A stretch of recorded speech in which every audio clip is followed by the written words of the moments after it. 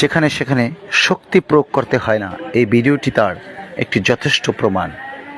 এই কাকটি অকারণে এই বাজ পাখির বাচ্চার সাথে শক্তি প্রয়োগ করেছে এবং তার উপরে জুলুম অত্যাচার করেছে।